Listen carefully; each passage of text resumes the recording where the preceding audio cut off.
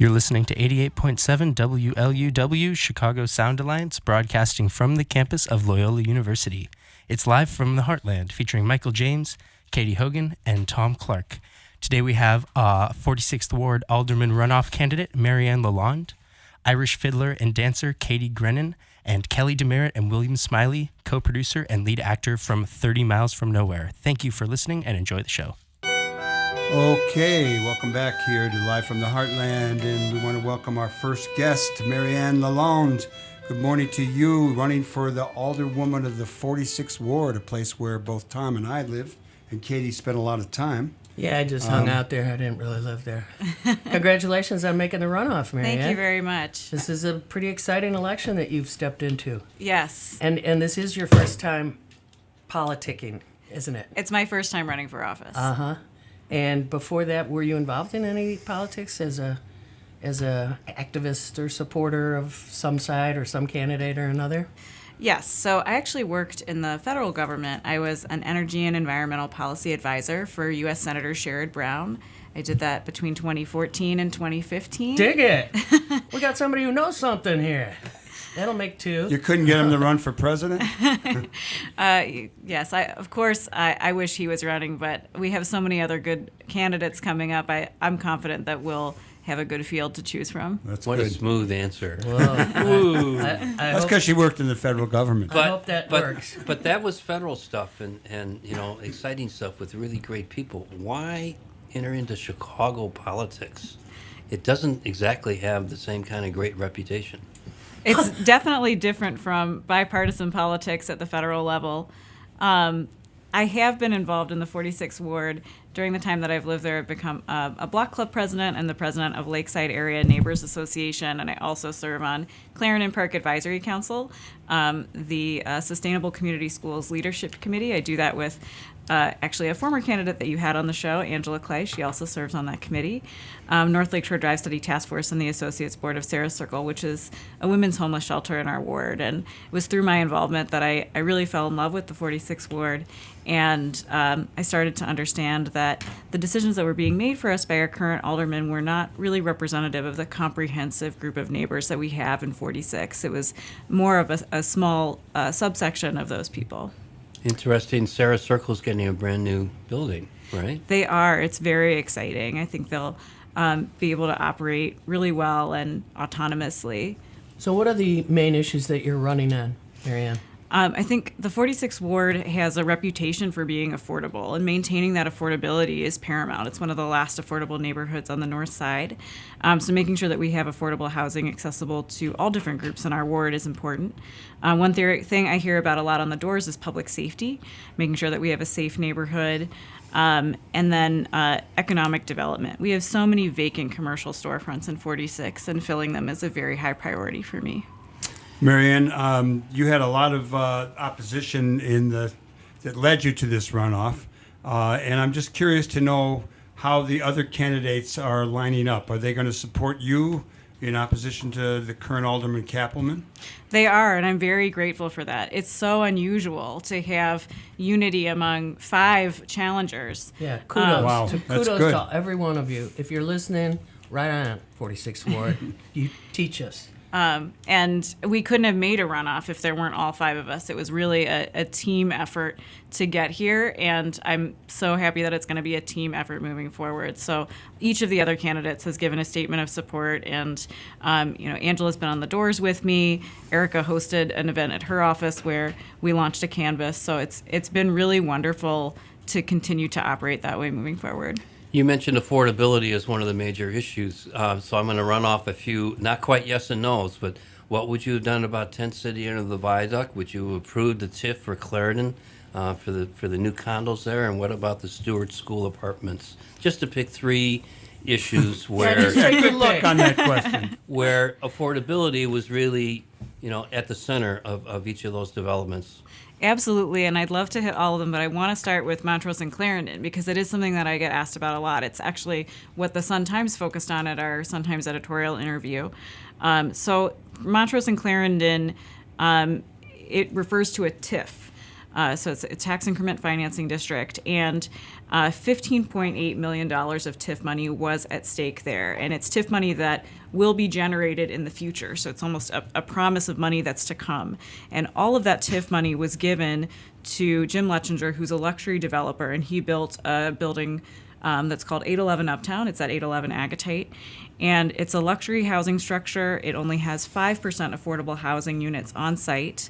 And that TIF was sorely needed for other projects in our neighborhood.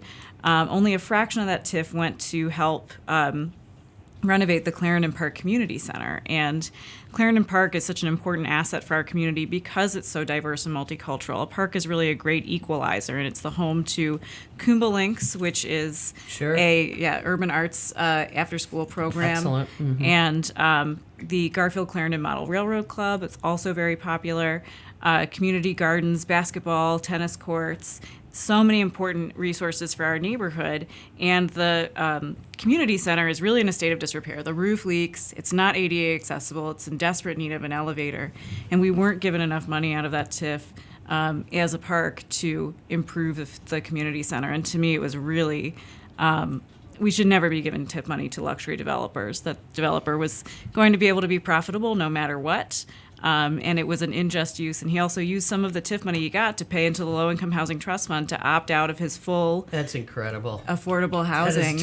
That is so low down. So he literally used money that was meant to benefit a blighted community and used it to keep low-income renters out of his building. Yeah, perfect.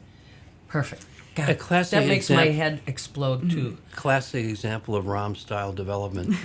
How would you work with an expanded progressive wing in City Council, we ask, hopefully? Well, I have committed to joining the Progressive Caucus if elected, and I'm optimistic that with the 14 runoffs that are happening now, the Progressive Caucus will reach a capacity where it has enough numbers to really change things in City Council. It's an exciting prospect. We're rooting for you. And the real problem, one of the biggest issues and one of the costlier ones in Chicago right now, the payouts for bad actions by cops, who are questioned about them. How will you work to change the blue code of silence surrounding policing in Chicago? I think civilian accountability of police is one of the most important things we can do. I'm supportive of both the CPAC and GAPA ordinances. Tell our listeners what those two are. So it's the Grassroots Alliance for Police Accountability Coalition. Yeah, and then Civilian Police Accountability Coalition. So they're slightly different from each other, but they're both measurements that put civilians in place to hold police accountable for their actions. And I think that will serve two purposes. One, to make sure that there is a check and balance in place for bias, but also to start to repair what is really a damaged relationship between police and citizens of Chicago. Right. There's been a lot of talk about moving to an elected school board. We've had an appointed board by the mayor for a very long time. Uptown, because of shifting population, has fewer students, so this is going to be an issue. That's why Stewart School got sold off, closed. Now it's condos. How do you see the local school situation in Uptown, and what role do you think an elected school board might play that would be better than the current setup? So I think you hit on a really important topic, which is the under-enrollment of some of our schools, and it's tied to affordable housing. We talked about that before, and if you have more affordable housing in your community, especially affordable housing that are larger units, 2 or 3 bedroom units, this is when a family can move in, they can set roots in your community and send their children to public school in your community. So it also serves to increase enrollment, and because funding is done by enrollment at public schools, that just inherently improves the resources and the quality of the schools. It's something that we're working for over at Uplift High School to increase enrollment there. It's currently under-enrolled at about 190 out of a 900 student capacity. That's a great answer. Thank you for connecting under-enrollment with affordable housing. The incumbent dealt with tent cities by walling off the underpass at Lakeshore Drive. Do you have some better solutions to dealing with homelessness in your neighborhood? That defensive architecture was really offensive to that community. Thank you. And Nice. I think we're talking about a citywide crisis of affordable housing again and of permanent housing that's available to the homeless community. There just are not a sufficient number of places for homeless people to go. The shelters in Uptown are often at capacity. So increasing the number of public housing and affordable housing units is going to be important to address homelessness for the city as a whole. I think we can also do things that help to give more resources to the homeless community. I'm a fan of the Bring Chicago Home ordinance that would create a real estate transfer tax for properties over $1 million, and that would create money that's specifically dedicated to housing the homeless. I can tell you one story of a man that I know that lived in Northside Housing, which is a men's shelter. It's actually just a few doors down from me on Lawrence Avenue. And he was able to complete their program. He got a job in the 46th Ward, which was great. But the only place he was able to find permanent housing was in Chatham. So he now commutes from the place that was That's once his crazy. home, every day to work from Chatham. That's crazy. Is that the unit that we all, us oldsters, refer to as the Holiday Inn? Isn't it? The Lawrence and Marine Drive building? That's kind of more family shelters, shelter. but is that the place you're talking about? I'm talking about in the basement of the Preston Bradley Center. Got it. Oh yeah, sure. The old place for rest. A lot of us who had winning campaigns a few weeks back, who are going to off some fairly powerful figures. Why would 46th Ward voters get rid of an incumbent who does have influence and some experience to get you, a new kid, in zoning and all those questions that are handled by aldermen for their wards? Why should they do that? In our race, our alderman was often saying, "You retire me, you retire all the years of experience of both me and my staff," as a kind of scare tactic. It didn't work. It didn't work in our ward, but I think people think about it.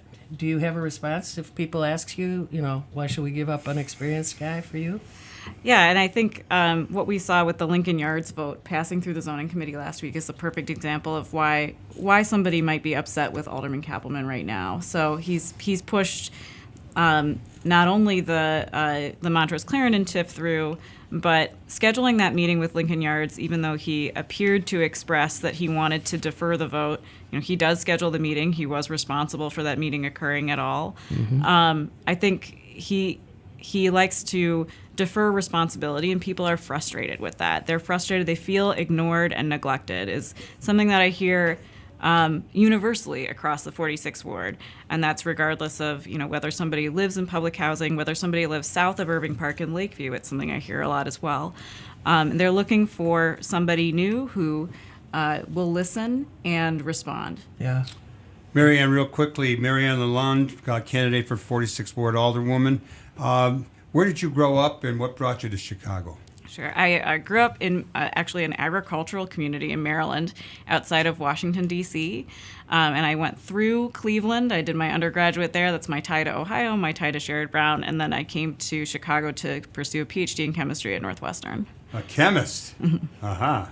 How will you bring the discipline of chemistry to this whole matrix of Uptown? That's a good question. It is kind of organized chaos Uptown. I think Always has been. Yes.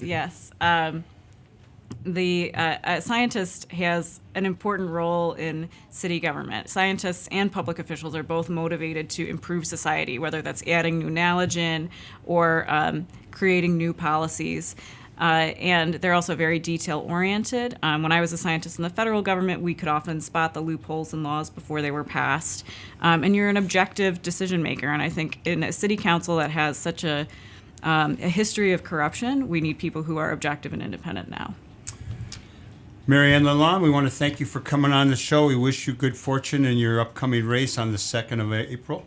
And we welcome you back. And early voting starts Monday. So go for it, Uptown. Thank you very much. Thank you, Marianne. Good luck. Take it away, Jake. Give us a little tunes.